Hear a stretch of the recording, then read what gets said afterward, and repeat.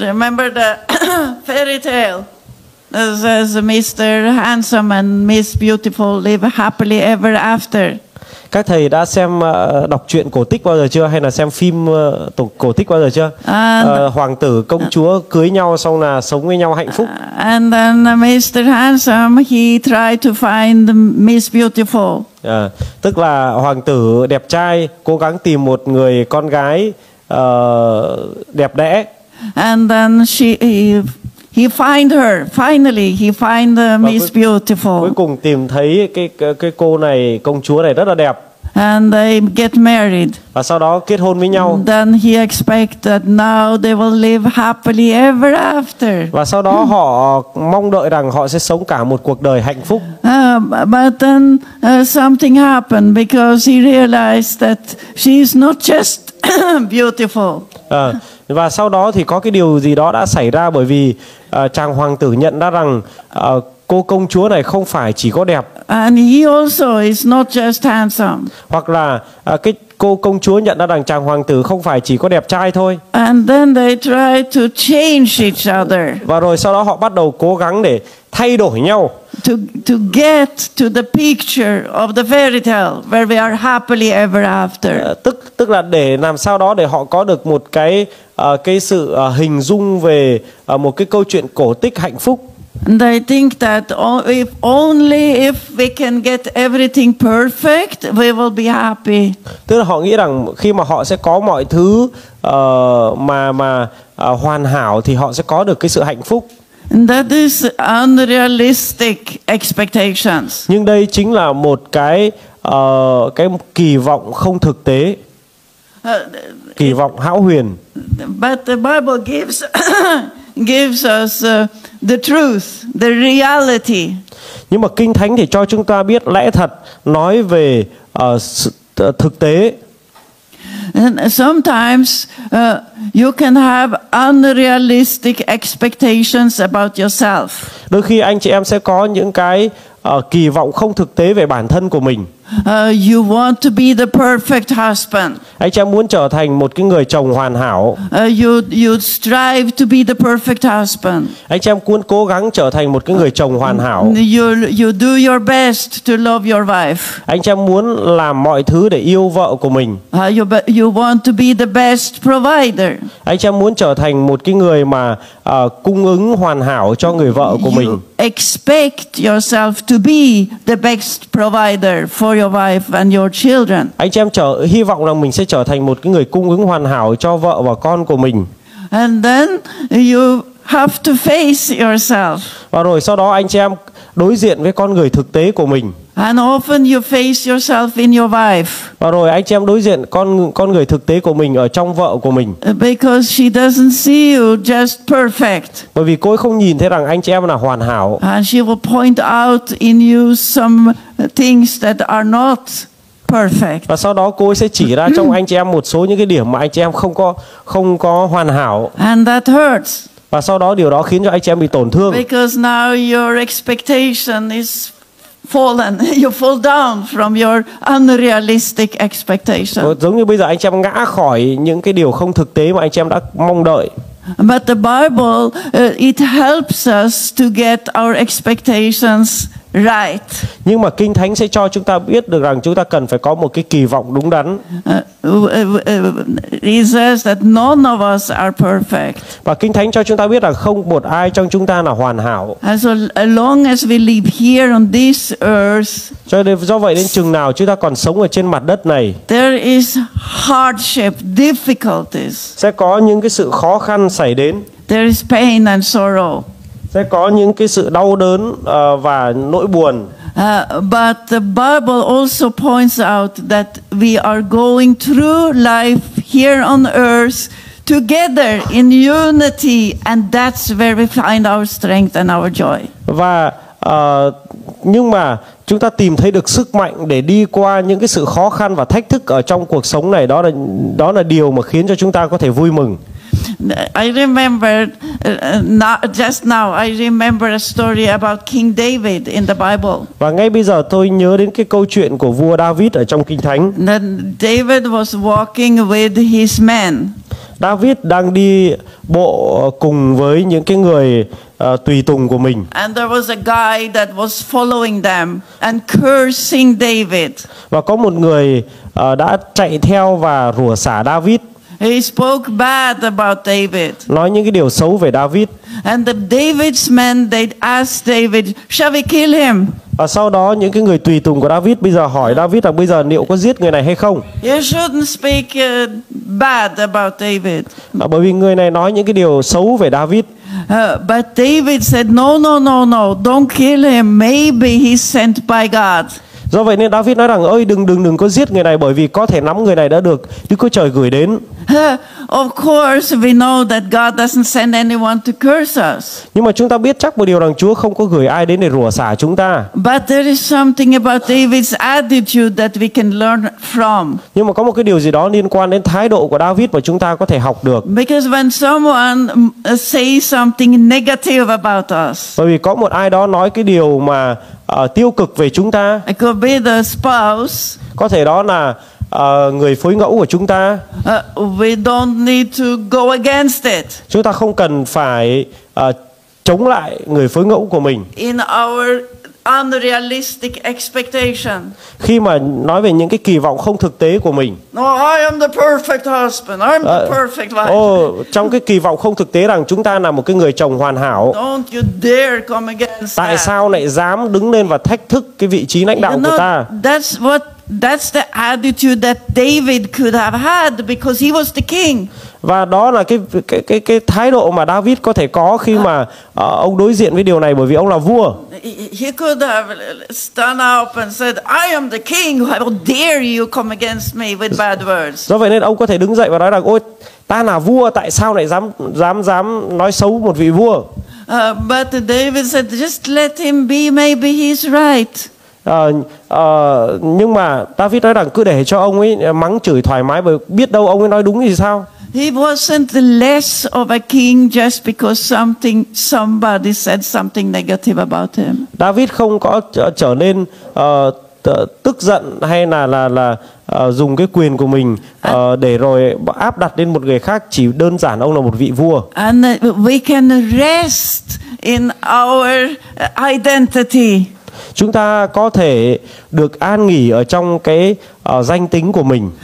You must rest in your identity of being a husband. Tức là chúng ta cần phải có cái sự an nghỉ ở trong cái danh tính của mình là một người chồng. You have to stop proving to yourself that you are the perfect husband. Tức là chúng ta phải dừng lại cái việc chứng minh cho vợ của mình rằng chúng ta là một người chồng hoàn hảo. And stop proving it to your wife. Và chúng ta dừng cái việc chứng minh rằng chúng ta là một người chồng hoàn hảo. But it's much easier when we can admit that I am not perfect. Nhưng mà chúng ta thừa nhận với người phối ngẫu của mình rằng chúng ta là một người không hoàn hảo. But still I am your husband. Nhưng mà dù không hoàn hảo nhưng anh vẫn là chồng của em. It is not the two perfect people that can make a good marriage. Do vậy nên chúng ta rằng không phải chỉ có người tốt, người hoàn hảo mới có hạnh phúc ở trong hôn nhân. Because the two perfect people, they don't exist. Bởi vì it's just a fairy tale. Trên thế giới này sẽ không bao giờ có cái người hoàn hảo, người trọn vẹn. Điều đó chỉ có xuất hiện ở trong cổ tích. But there's two real people that can rest in their identity. Nhưng mà ở tại đây những con người của thế giới thật, họ có thể được yên nghỉ ở trong cái danh tính của chính mình. And I can say I am who I am by the grace of God. Và để rồi chúng ta có thể nói với nhau rằng tôi là ở trong Chúa, trong sự hiện diện của Chúa. I am under construction. Tôi đang ở trong cái sự tái thiết của Đức Chúa Trời. But already now I'm a masterpiece. Nhưng mà ngay bây giờ đây tôi vẫn là một tạo vật của Chúa. Already now you're a husband. Và ngay bây giờ tôi đã là một người chồng. You are not perfect. Mặc dù không có hoàn hảo. There is still more that can be done, and by the grace of God you're moving on. Bởi ân điển của Đức Chúa Trời chúng ta có thể chúng ta có thể đi cùng với nhau. And I believe that it's so important for us to admit that. Và điều này rất là quan trọng cho chúng ta để chúng ta có thể thừa nhận điều này. For ourselves and also for our wives. Cho chính chúng ta và cho chính vợ của chúng ta. The truth shall set you free. Đó là lẽ thật đã khiến cho chúng ta được tự do. And admit the truth about yourself. Và rồi chúng ta chấp nhận lẽ thật, sự thật về chính bản thân mình. Then you're free. Và rồi anh chị em được tự do. To grow from the place where you're at. Để rồi chúng ta có thể được lớn lên từ chính cái vị trí hay là những cái điểm yếu của mình. I want to read a story in Luke. Chúng ta sẽ đọc một câu chuyện ở trong sách Luca. Luke 18. Luca chương số 18. And we can read from verse 9 to verse 14. Chúng ta sẽ đọc ở trong Luca chương số 18 từ câu số 9. Luca chương số 18 từ câu số verse 9 to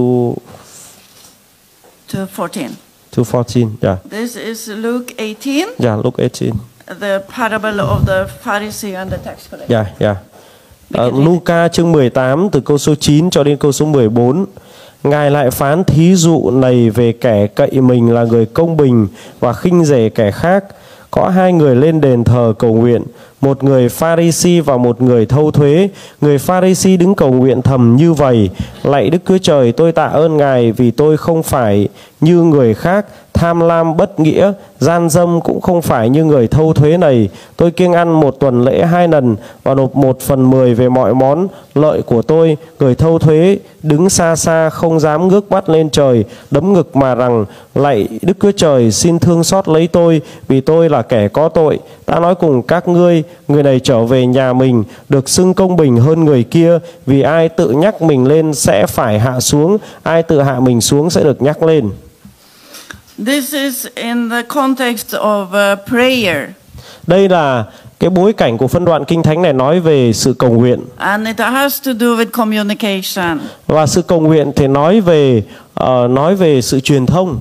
Attitude, our attitude has very much to do with communication. Attitude. There is attitude in communication. Tức là có một cái thái độ ở trong cái sự truyền thông. You see the Pharisees is boasting about himself. Người Pha-ri-si thì kiêu ngạo về chính bản thân mình. And the tax collector, he's just real. He just tell it the way it is. Và cái người thu thuế thì thừa nhận cái chính bản thân của mình. The tax collector was able to connect with God, but the Pharisees that were boasting, he did not connect. Do vậy chúng ta thấy rằng người thu thuế thì có thể kết nối được với Đức Chúa Trời, trò chuyện được với Chúa bởi vì cái thái độ hạ mình, cái thái độ hạ mình của ông. Nhưng mà cái người Pha-ri-si thì để kiêu ngạo và do vậy ông không có trò chuyện được với Chúa. I know that this story doesn't tell everything about our attitude in prayer, because the Bible also says that we can come boldly before the throne of grace. Tức là trong cái phân đoạn này nói về sự cầu nguyện, nhưng mà không phải là tất cả về sự cầu nguyện, bởi vì lời Chúa cũng cho chúng ta biết rằng chúng ta có thể dạn dĩ mà đến trước ngôi ân điển của Chúa. We don't come always before God and say, "Oh, sorry, I'm a sinner." We come real before Him. We come boldly before Him. Tức là không phải lúc nào chúng ta cũng đến với Chúa và chúng ta nói rằng: "Ôi Chúa ơi, con xin lỗi vì con là một tội nhân." Nhưng mà chúng ta được dạn dĩ đến gần Ngài bởi vì cái sự chuộc tội của Chúa Giêsu. But we cannot come before God and boast about what we have done in our own strength. Nhưng mà chúng ta phải nhớ một điều rằng chúng ta không thể đến trước mặt Chúa mà kiêu ngạo về những điều mà chúng ta làm ở trong xác thịt. We cannot even come boast about the good things that we have done for Him. Và kể cả chúng ta cũng không thể tự hào về những cái điều tốt mà chúng ta làm ở trong danh của Chúa. It doesn't bring connection with God. Cái điều này sẽ không mang đến cái sự kết nối với Đức Chúa Trời đâu. We come thankful before Him. Mà chúng ta đến với Chúa với lòng biết ơn. But we come boldly. Nhưng mà sự biết ơn nó một cách dạn dĩ. Because we are in this relationship, father and child relationship. Bởi vì chúng ta đến với Chúa ở trong cái mối quan hệ giữa người cha và người con. But you see, this attitude, it is very important for us in the marriage relationship. Nhưng mà chúng ta thấy rằng cái thái độ của sự khiêm nhường, cái thái độ của cái sự chân thật rất là quan trọng trong mối quan hệ hôn nhân. Because these Pharisees, he come with an attitude of boasting. Bởi vì cái người Pharisee đã đến với Chúa với một cái thái độ kiêu ngạo. The husband is the leader in the family. Người chồng là người lãnh đạo ở trong gia đình. But that is because God has ordained it that way. Nhưng mà chúng ta nhớ rằng người chồng nhận được vị trí lãnh đạo không phải là vì chúng ta được lãnh đạo, mà do Chúa đã thiết lập cái vị trí lãnh đạo dành cho người chồng. It's not something you can boast about. Do vậy nên đây không phải là điều mà anh chị em có thể tự hào, kiêu ngạo. You don't communicate with your wife by boasting about yourself. Tức là anh chị em không có trò chuyện với người vợ bởi trong cái cương vị của cái người kiêu ngạo. But you communicate by showing who you are. Nhưng mà chúng ta trò chuyện với vợ và cho người vợ biết chúng ta là ai, hay là một con người thật của chúng ta bằng con người thật. We must let go of unrealistic expectations of ourselves. Do vậy nên là chúng ta cần phải nhìn nhận cái thực tế chúng ta là ai. When I got married 40 years ago, khi mà tôi kết hôn 40 năm về trước, that was the biggest problem for me. Và đây là một I had too high expectations of myself. Và đây là một trong những cái điều mà lỗi mà của tôi, tức là tôi có cái kỳ vọng cao về bản thân của mình. I wanted to be the best. Tôi muốn trở thành cái người tốt nhất. And then I was very hurt when my husband saw that I had mistakes. Và do vậy nên là tôi rất là bị tổn thương khi mà chồng của tôi nhìn thấy những cái lỗi hay những cái sự yếu kém trong đời sống của tôi. It wasn't. It's not strange that in a marriage that your fault will be seen. Một trong những cái điều mà rất là kỳ lạ đó là ở trong hôn nhân thì chúng ta sẽ nhìn thấy những cái lỗi lầm của nhau. You are not perfect. Anh chị em không có hoàn hảo. But we can change. Nhưng mà chúng ta có thể thay đổi. But to change we must lower our expectations of ourselves. Nếu như mà để có thể thay đổi được thì chúng ta cần phải giảm xuống những cái kỳ vọng về chính bản thân mình. And accept it that I failed. Và chấp nhận rằng chúng ta là con người không hoàn hảo và mắc lỗi. But still we must trust I'm still loved and accepted. Nhưng mà chúng ta vẫn tin cậy rằng chúng ta được yêu và được chấp nhận. It is very, very important. Và điều này rất là quan trọng. Hiding a false image of myself cannot meet my own expectation in marriage. Do vậy nên giấu kín những cái điểm yếu của chúng ta không có giúp cho chúng ta đạt được những cái kỳ vọng. Another thing is to have unrealistic expectations of our spouse. Và bây giờ chúng ta chuyển sang một cái phần nữa cũng ở trong đó là nói về cái việc là những cái kỳ vọng không có thật về người phối ngẫu. It's very important to know that your spouse cannot read your mind. Anh chị em ơi, chúng ta cần phải nhận ra một cái thực tế rằng cái người phối ngẫu của chúng ta sẽ không bao giờ có thể đạt đến cái sự trọn vẹn mong đợi của chúng ta.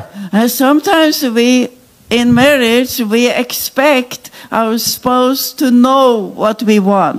Do vậy đôi khi trong hôn nhân chúng ta sẽ biết rằng người phối ngẫu biết những cái điều mà chúng ta muốn. They cannot know unless we tell. Nhưng mà cũng có lúc người ta sẽ không biết được cho đến khi mà chúng ta nói ra. I use myself as an example ví dụ, for you to understand what I'm saying.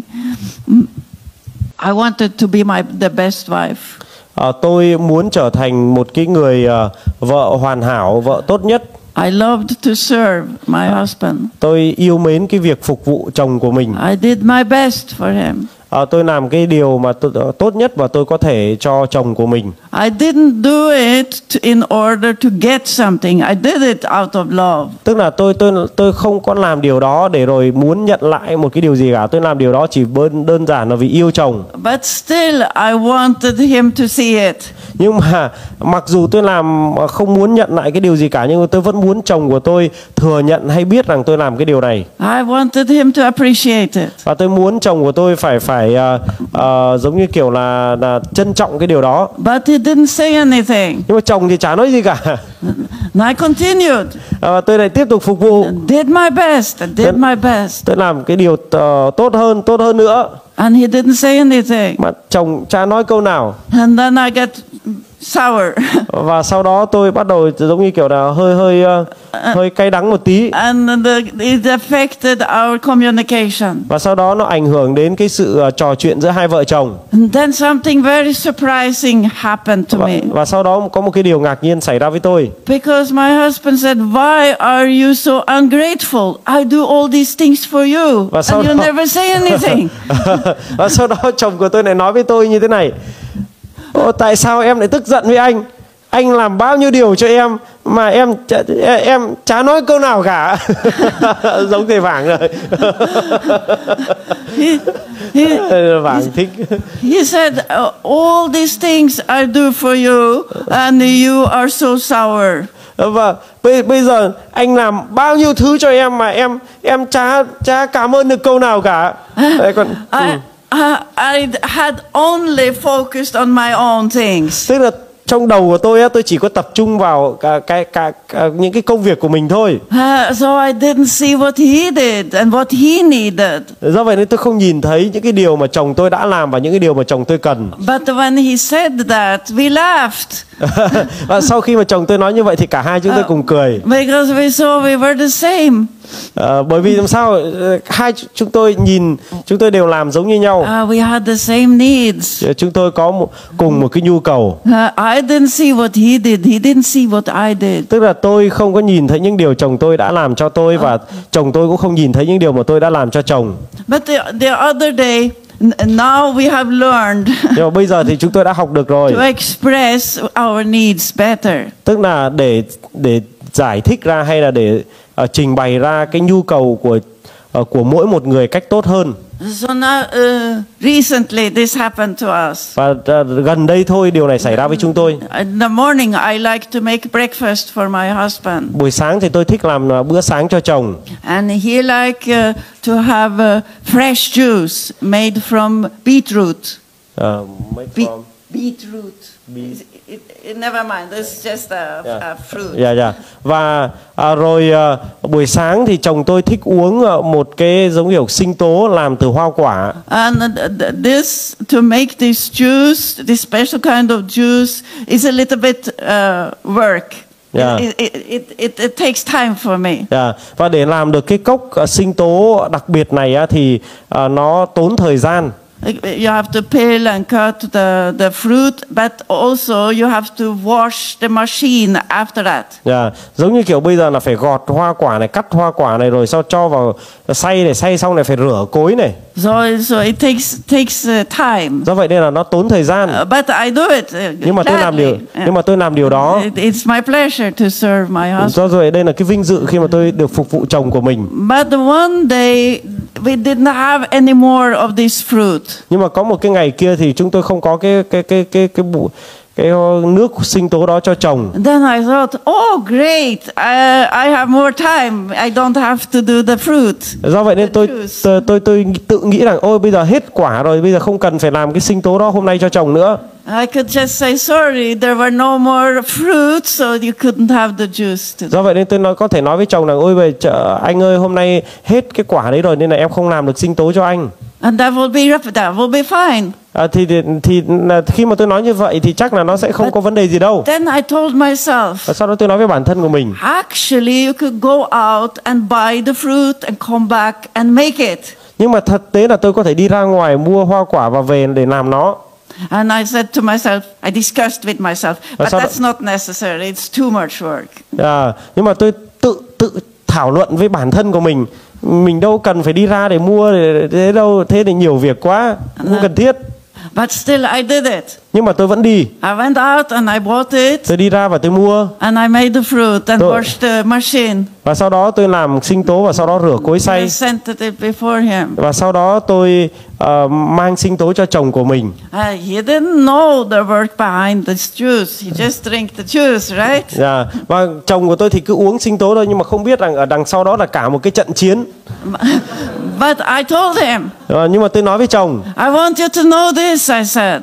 Tôi nói với chồng rằng em muốn anh biết rằng there were no more fruit. Hôm nay đã hết hoa quả rồi. I went out and I bought it. Em đi ra và em mua cái quả này đây. And I cut it and I prepared it and I cleaned the machine. Em đã gọt vỏ, rồi sau đó em cho nó vào trong cối xay và sau đó em xay sinh tố và sau đó em phải rửa cối xay.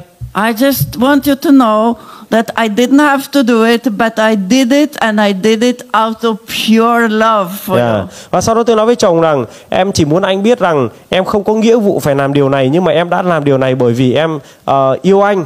And then we laughed. Và sau đó chúng tôi cười. And then we were connected. Và sau đó chúng tôi kết nối với nhau. Oh, this is so much better than in the beginning of my marriage. Tức là cái điều này thì nó tốt hơn rất là nhiều so với cái khoảng thời gian đầu mà chúng tôi cưới nhau. Because in the beginning of my marriage, I would have done the same thing. Bởi vì trong cái lúc mà mới cưới tôi làm giống y như vậy. I would have done it out of love. Tôi làm những điều đó bởi vì tình yêu. But I would want him to appreciate it. Tôi muốn chồng của tôi giống như kiểu là trân trọng. It's like I expected him to read my mind. Tức là cái điều này có nghĩa là tôi đang kỳ vọng chồng của tôi đọc được tâm trí của mình.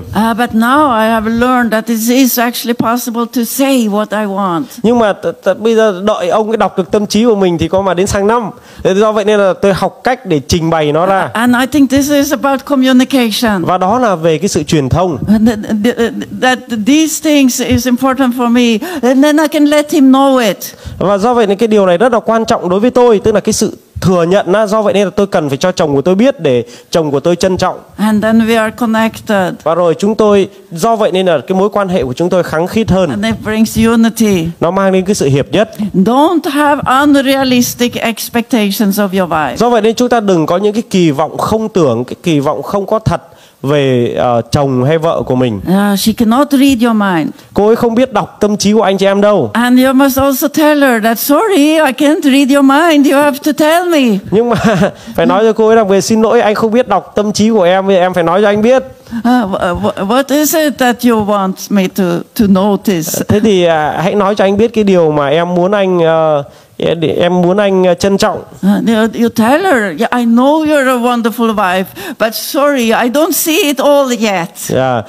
Và nói với vợ rằng anh biết rằng em là một người vợ tuyệt vời, nhưng mà hãy giúp cho anh để nhìn ra những cái điểm đấy. Please tell me when you want me to appreciate you. Do vậy nên là hãy nói cho anh biết rằng anh cần ví dụ cái điều gì mà em muốn anh trân trọng trong cái sự phục vụ của em. Because it's so easy to take each other for granted. Do vậy nên là rất là get used to each other. Do vậy nên là chúng ta cần phải học cách để truyền thông với nhau. I think of course she will do that for me. I will do that for her. Do vậy nên là rất là dễ là do not. Of course, my wife will do these things for me, and of course my husband will. Tức là đây không phải là cái nghĩa vụ, tức là chúng ta có nghĩa vụ phải làm điều này cho vợ và vợ có nghĩa vụ phải làm điều này cho chúng ta, không phải như vậy. But still there is this need of be appreciated. Nhưng mà nó có một cái nhu cầu trong những cái sự phục vụ của chồng và vợ, đó là nhu cầu được trân trọng. Communication is because everyone has a need to be known and to know. Chúng ta thấy rằng chúng ta cần phải mỗi một người chúng ta phải trò chuyện truyền thông với nhau, bởi vì mỗi một người đều có cái nhu cầu là được biết đến, được trân trọng. Your wife, she has a deep need to know you. Vợ của anh chị em có một cái nhu cầu hết sức là sâu sắc, muốn biết về anh chị em. Not just know about you, but know you. Tức là không phải biết về anh chị em nhưng mà biết chính anh chị em. the real you. tức là con người thật của anh chị em. And then she also has the need to be known by you. Và rồi cô ấy cũng có một cái nhu cầu là được anh chị em biết đến. To be known, the real her. Để rồi anh chị em biết đến cô ấy, biết đến con người thật của cô ấy. And that's why God has given us the gift of communication. Đó là lý do mà Chúa ban cho anh chị em cái món quà của sự truyền thông. That we connect. Để rồi chúng ta kết nối với nhau. Not just talk. Mà but no connect. Không phải chỉ có nói mà không có kết nối với nhau. But we can find a way to develop communication where we connect with each other. Nhưng mà chúng ta tìm ra cái phương cách để rồi chúng ta có thể trò chuyện kết nối với nhau. And when you have many children, khi mà anh chị em có nhiều con cái and a busy life, rồi anh chị em có một cái đời sống bận rộn, there's also difficult to find time. Để rồi khó dành thời gian cho nhau. For real communication. Để rồi chúng ta có thời gian để trò chuyện với nhau. And I think very often that is a big need, huge need that causes the anger. Và because the chính vì need cái sự is bận not rộn met. đó nên nó dẫn đến một cái nhu cầu không được đáp ứng và sản sinh ra cái sự tức giận. I'm doing all these things for you, but you don't notice. Em làm hết tất cả những cái điều này cho anh mà anh lại không biết. But if we can take some time. Nhưng mà nếu như chúng ta dành một khoảng thời gian. For example, in a meal. Để ví dụ như have meals together. Ví dụ giả sử như khi mà chúng ta có ăn cơm cùng với nhau. For the purpose of communicate. Thì khi mà chúng ta có cái mục đích là truyền thông với nhau. Not just talk together when there's a problem. Không phải chỉ nói với nhau khi mà có vấn đề thôi. But I have a meal. Maybe daily you have to eat, right? Nhưng mà mỗi một ngày đều phải ăn, đúng không ạ? But maybe daily there can be a meal where you are together with your wife. Nhưng mà có thể là mỗi một ngày anh chị em dành thời gian để ăn cơm với vợ của mình. Not just to eat. Không phải chỉ ăn thôi. But to enjoy the presence nhưng mà of each other. để vui, giống kiểu để tận hưởng cái khoảnh khắc của hai người. Then you learn to rest and to enjoy the presence of the other person. Và chúng ta học cách để yên nghỉ và học cách để tận hưởng cái sự hiện diện của cả hai. When now our children are grown up, they are not with us anymore. Bây giờ thì con của chúng tôi đã lớn lên rồi và không còn ở cùng với chúng tôi nữa. But when we had children at home. Nhưng mà khi chúng tôi có con ở tại nhà. And we were busy with the different things in the day. Và chúng tôi bận rộn với những cái điều khác nhau ở trong ngày. We didn't have so much time to communicate. Chúng tôi không có đủ thời gian để trò chuyện với nhau. It was more like I do this and you do that and then. Và sau đó giống như kiểu là em làm cái này anh làm cái kia nhá. But on purpose. Nhưng mà mục đích. I made the time where we could be together. Tôi định ra cái khoảng thời gian mà chúng tôi có thể ở cùng với nhau, chồng và vợ. Not long time. Không phải là dài nhưng mà khoảng thời gian ngắn. And I know that my husband he liked this kind of juice that I talked to you about. Và ví dụ tôi biết rằng chồng của tôi thích uống cái sinh tố này. So when we had children, when the children went to sleep. Và chúng tôi có con và sau đó con của chúng tôi đã đi ngủ rồi. Then my husband go to read or to rest somewhere. Ví dụ giả sử như chồng của tôi thường là đi đọc sách hoặc là nghỉ ở một cái khu vực nào đó ở trong nhà. Then I prepared this juice. Và sau đó tôi chuẩn bị cái sinh tố. And then I say come and have a glass of juice. Và sau đó tôi nói rằng anh ơi đến uống sinh tố này. And then we sit down. Và sau đó chúng tôi ngồi xuống. Just for short time. Chỉ một khoảng thời gian ngắn thôi. But that time we connect. Nhưng mà khoảng thời gian đó chúng tôi khăng khít với nhau, chúng tôi gắn chặt với nhau và chúng tôi trò chuyện truyền thông với nhau. Not just to solve problems. Không phải chỉ để giải quyết vấn đề nhưng mà để vui hưởng sự hiện diện của nhau. Just to enjoy each other's presence. Chúng tôi vui hưởng cái sự hiện diện của nhau. I think that is very, very important. Tôi nghĩ rằng cái điều này rất là quan trọng. And now we can harvest from that time. Và bây giờ chúng tôi có thể gặt hái từ những khoảng thời gian đó. Because now our communication is very, very easy. Và bởi vì bây giờ cái sự truyền thông của chúng tôi rất là dễ dàng. And very fruitful. We can talk about everything. Và rất là hiệu quả. Chúng tôi có thể nói chuyện về mọi thứ. So take the effort now. Do vậy nên là hãy cất công để xây dựng. You have not been married 40 years, I understand. Anh chị em hiểu mà, anh chị em chưa cưới nhau đến 40 năm đâu. So you sow into your relationship. Do vậy anh chị em cần phải gieo những cái hạt giống vào trong hôn nhân của mình. When you have been married 40 years, you just flow together. You just enjoy together. Khi mà đã kết hôn được 40 năm rồi thì chỉ có đi cùng với nhau và tận hưởng cùng với nhau.